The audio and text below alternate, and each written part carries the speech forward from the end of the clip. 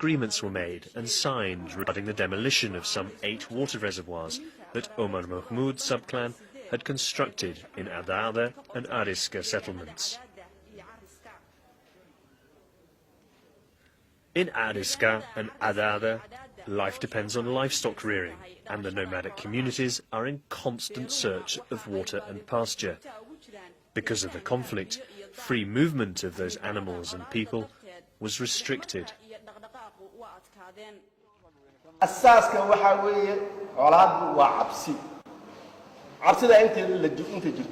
Conflict is built on fear. As long as the two communities fear each other in searching for pasture, sharing water, or taking weapons with ammunition, when moving from one place to the other, there is no peace. We hope that this all comes to an end, that compensation be exchanged, and that the two sides come to an agreement, sign the peace treaty, and be reconciled. When a conflict breaks out, people flee apart. Because of the problem that came up, the communities in conflict are people who know one another. Somehow or the other, disputes and rejections follow. The two communities also move away from each other. After a long period of separation, no smiles appear on the faces of those coming to participate in the peace dialogue.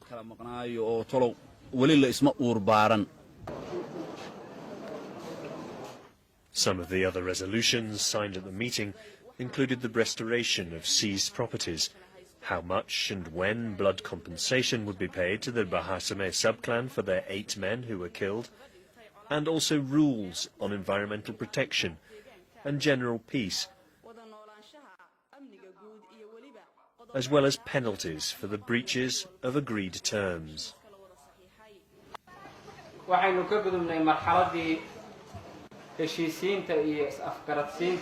We are now past the stage of mediation and reconciliation of the conflicting communities.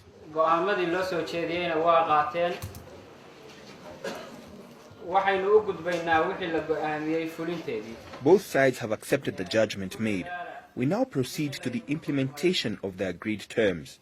Try your best to comply with the terms you signed and carry out your duties with a sense of brotherhood.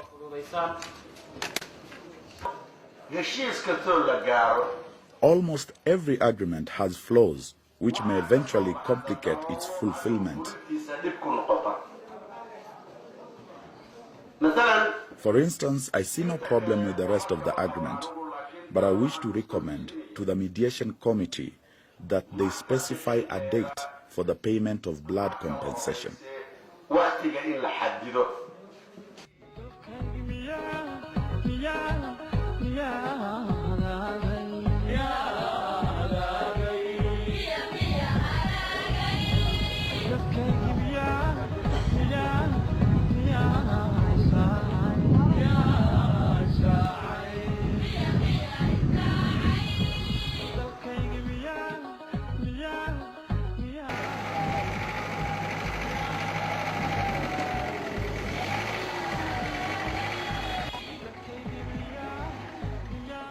Implementation of the peace agreement in respect of the demolition of water reservoirs and payment of the blood compensation took place in Adada, Ariska and Hore. There, the elders, government authorities and members of the civil society organizations participated at different levels.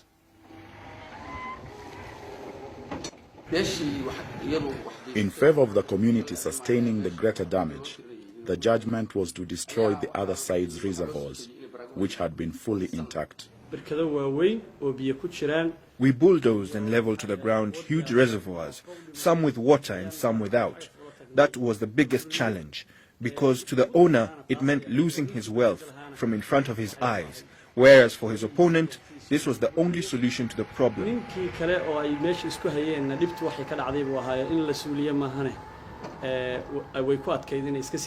Making those far ends meet was the most difficult part of all.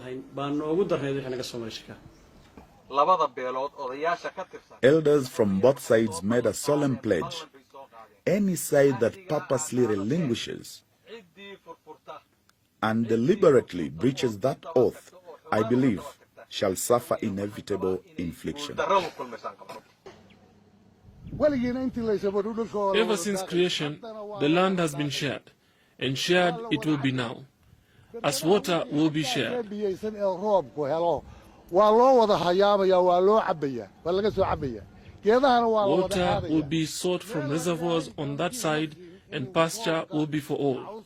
God did not guarantee water and pasture for one side only. I accept the decisions made by the elders, the committee and the Puntland government. I surrender my reservoir as the first to be demolished in return for peace.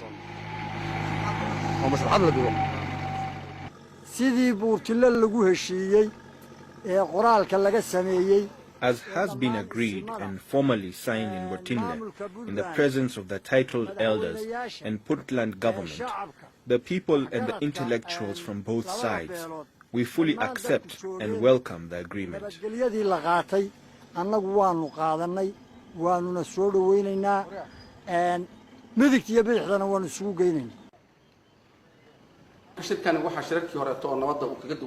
This meeting was unique in that people were willing to give up their water reservoirs and their part of the settlement in return for peace. It is a level of concession I have never before witnessed in Puntland.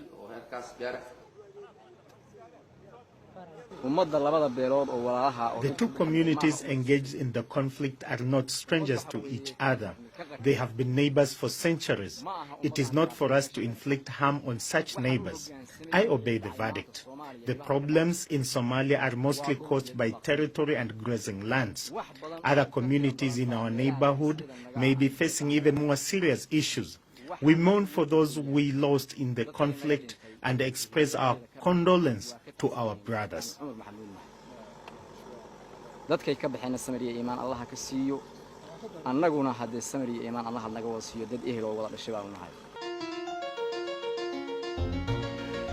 In the Somali traditions of conflict resolution, women have a fundamental role. The custom is that one girl goes with the camels given as blood compensation for each man killed.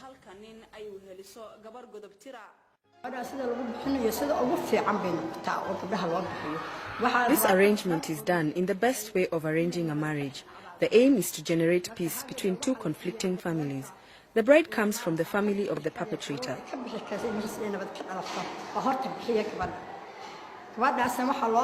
The bridegroom is expected to be a man capable of making peace.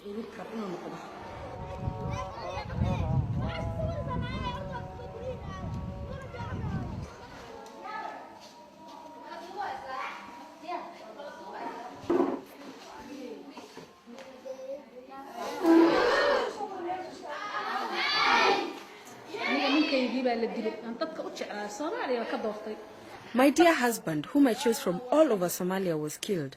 He was shot and killed in cold blood.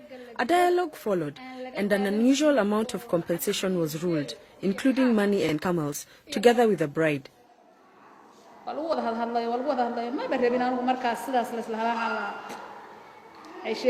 To me, no amount of compensation was enough to replace my husband. I just felt contempt for their judgment. My son was given the hand of a girl, and we were given the blood compensation. We then paid the dowry. In no time at all, she gave birth to 4 sons and 1 daughter. According to tradition, marrying a girl to the brother of the victim removes grudges between the two families.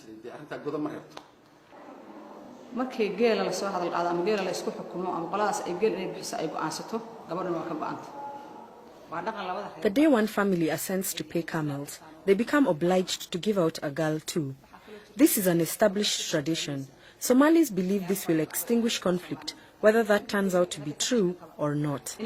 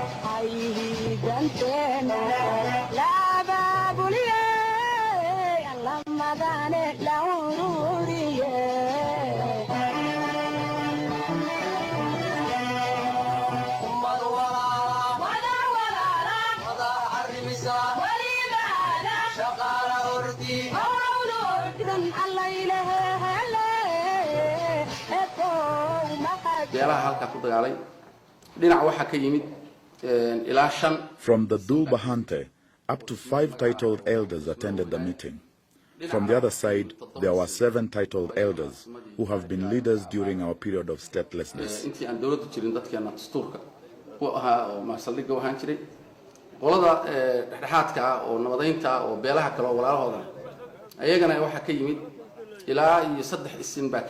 Of the mediation committee, 3 titled elders attended. People came from all over Puntland, government officials, elders, members of parliament, the local organizations, and everybody.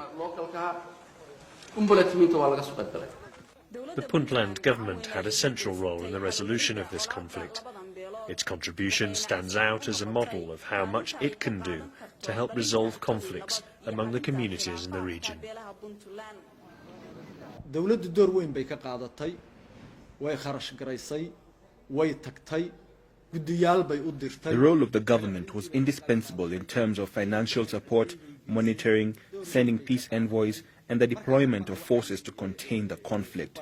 The government eventually handed the matter over to the elders to avoid the conflict taking on a political nature.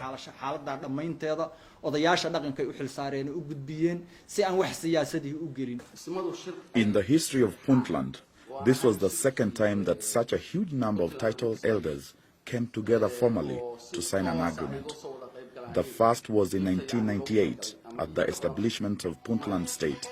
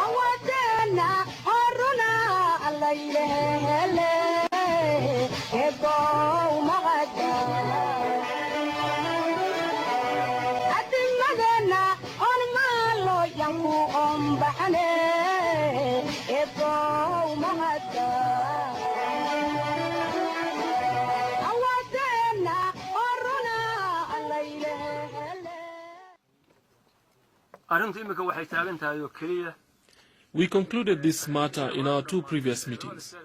Today we are here to ask Omar Mahmoud elders to pay the blood compensation camels.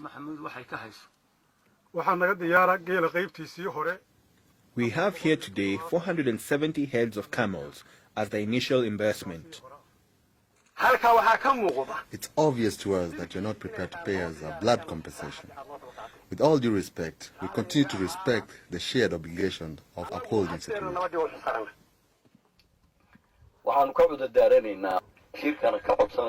We wish to explain our problem and beg the Assembly to consider our reasons.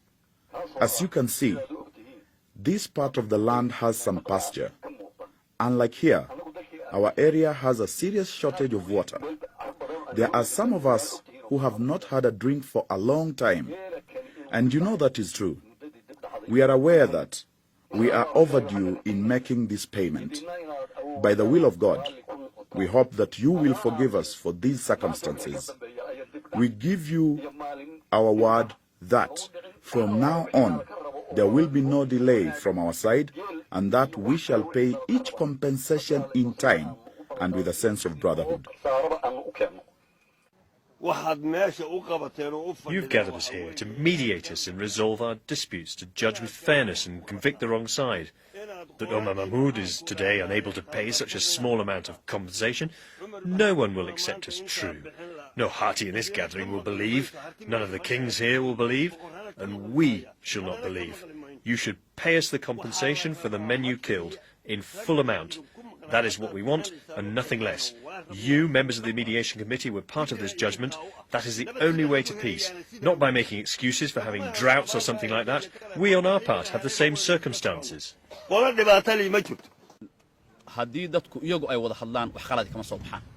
people engage in dialogue, the outcome is never negative.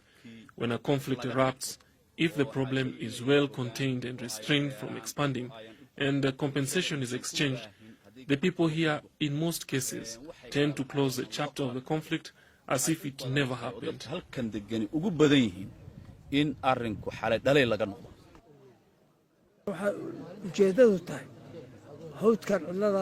The reason for us to meet in this remote wilderness is to heal people's hearts of the conflict and disagreement by employing the crowned traditional elders and the intellectuals. No stone will be left unturned. People's hearts will be cleaned of resentment and filled with peace and harmony. As we have heard, the time fixed for this compensation is long overdue. Only a part of the total camels ruled to be exchanged is here today. As the mediation committee, we have been obliged to make a decision.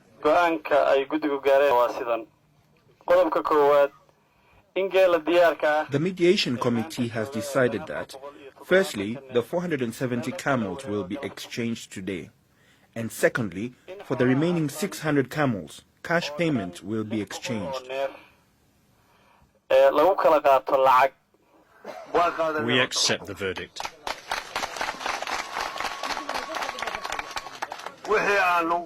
Also, regarding the decision on payment of the remaining compensation, we accept, for the sake of the Crowned Elders Council. We accept the decision as the majority sees it fair. The men killed in the conflict and those alive now are all brothers. They came along a conflict, but it will not disconnect us from our brotherly relationship. The decision by the mediation committee, we fully accept.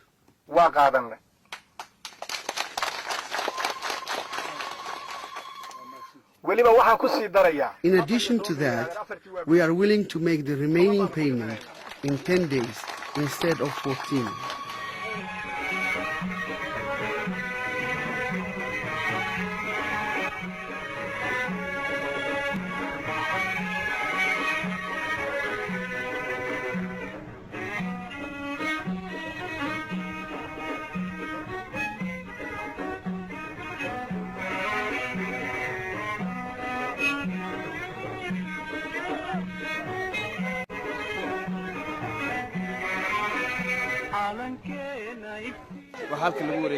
Compensation of 470 camels has been made here today.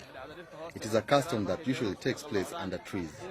It is an established tradition in which elders resolve disputes among communities by ruling on the payment of blood, camels, and bribes.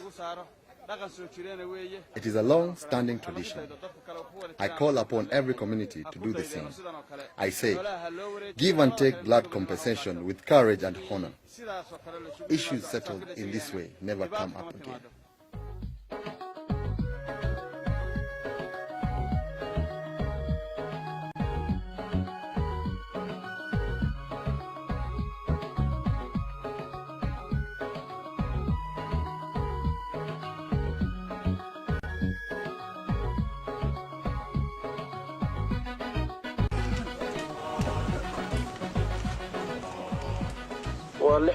This is equivalent to 600 camels, each costing 2,700,000 shillings, being handed over to Senior Elder Abdikarim Ahmed Saleban. Despite being closest, still a tongue and the teeth may clash. Brothers may quarrel at times. The important thing, however, is for the victim to show patience.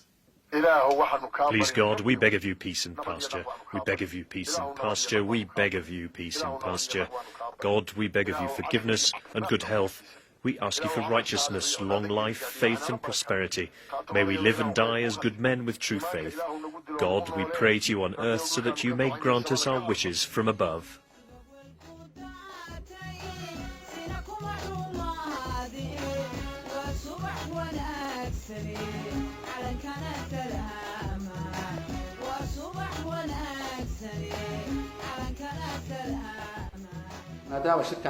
Since this was not political, but a traditional meeting to resolve conflict between two related communities, it is a Somali tradition that the rules applied and signed in such meetings become part of the legal codes within the traditional system of conflict resolution, to be referred to in settlements of subsequent conflicts among other communities. It's a priority to salvage those alive now. We need to learn from the past so that we may be able to avoid recurrence of evil and also use that knowledge in order that we may give the greatest chances to goodness, justice and peace. Whenever elders make peace, that peace